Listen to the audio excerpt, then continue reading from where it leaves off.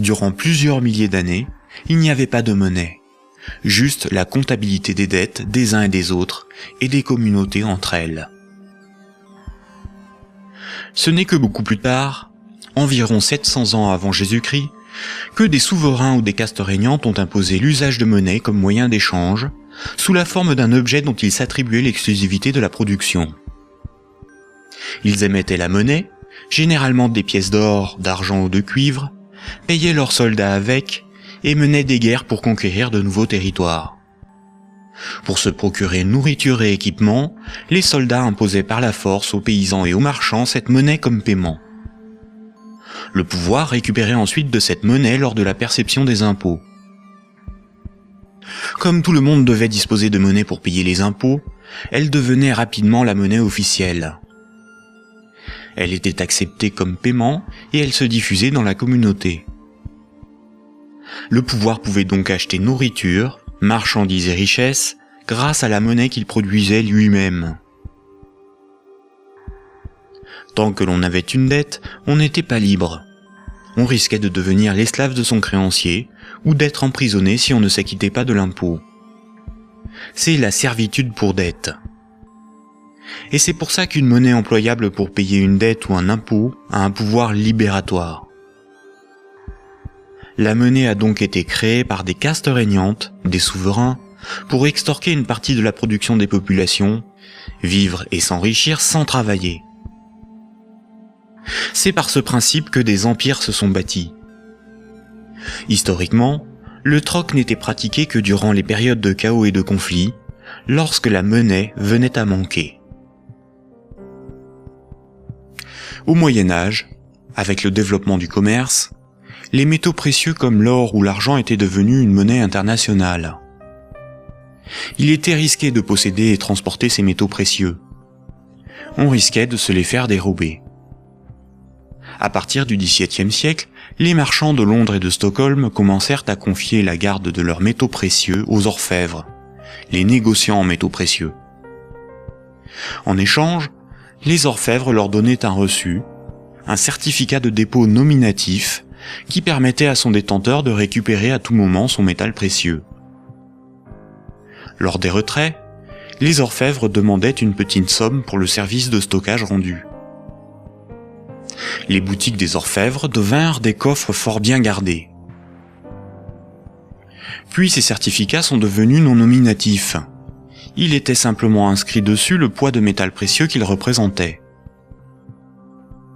Les marchands se mirent à se payer non pas en métal précieux, mais avec ces certificats. La monnaie papier était née.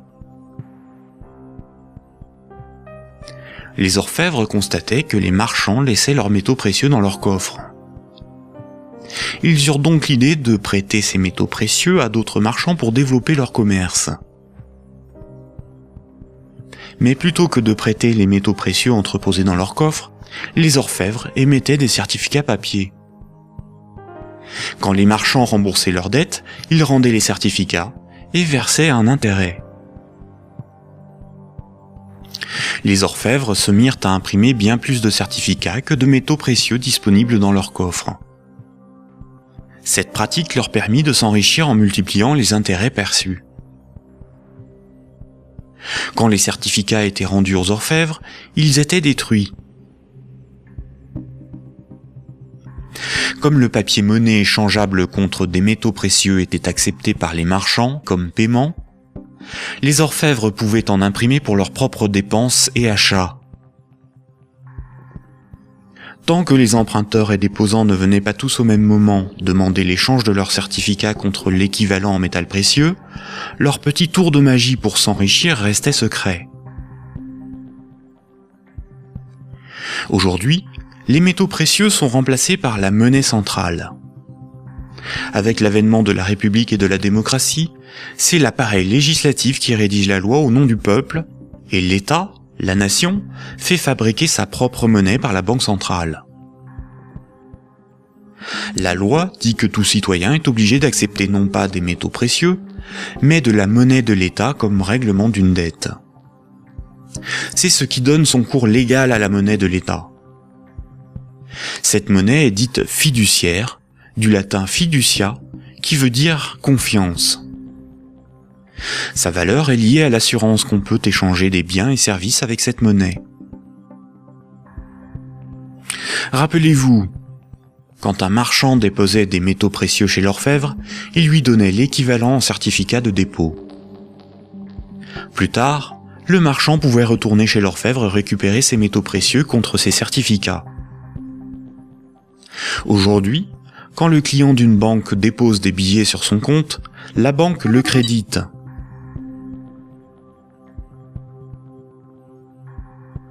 Il lui est possible de les retirer de son compte plus tard.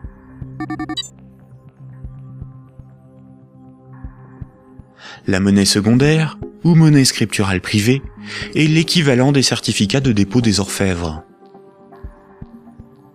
Tout comme le certificat de l'orfèvre est une reconnaissance de dette de l'orfèvre envers le marchand, un compte bancaire est une dette en monnaie centrale de la banque envers son client.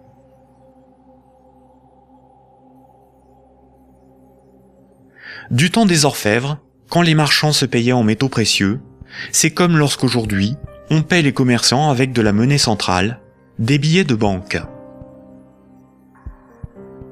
Ensuite, quand les marchands se payaient avec des certificats de dépôt de l'orfèvre, c'est comme lorsqu'aujourd'hui, on paie un commerçant par un transfert de monnaie scripturale de notre compte bancaire à celui du commerçant.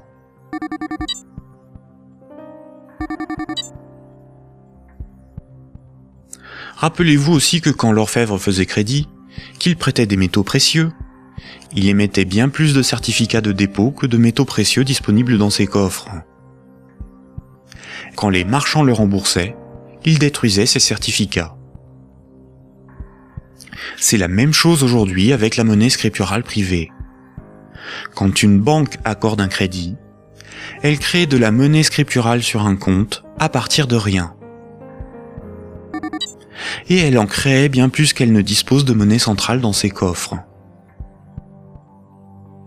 Et quand son client rembourse son crédit, elle détruit la monnaie scripturale. C'est ce qu'on appelle la création monétaire et la destruction monétaire. La monnaie scripturale étant acceptée comme paiement, les banques peuvent aussi créer de la monnaie à partir de rien pour couvrir leurs dépenses et leurs achats. Les banques ont la possibilité de se faire crédit à elles-mêmes. On dit que les banques monétisent leurs dépenses. La monnaie centrale donne l'illusion au peuple que c'est l'État qui émet la monnaie, alors qu'en réalité, ce sont les banques commerciales privées qui ont ce privilège. Sans création monétaire par le crédit par les banques commerciales, il n'y aurait quasiment pas de monnaie en circulation. Les banques et les États sont comme les deux faces d'une même pièce. En effet, il faut d'abord que de la monnaie ait été créée par le crédit bancaire pour que l'État puisse en prélever par les impôts et les taxes. Et les banques ont besoin des États pour établir une législation protégeant ce privilège et faire appliquer cette législation par la justice et les forces de l'ordre. Nous allons détailler maintenant ces mécanismes bancaires et leurs nombreuses conséquences.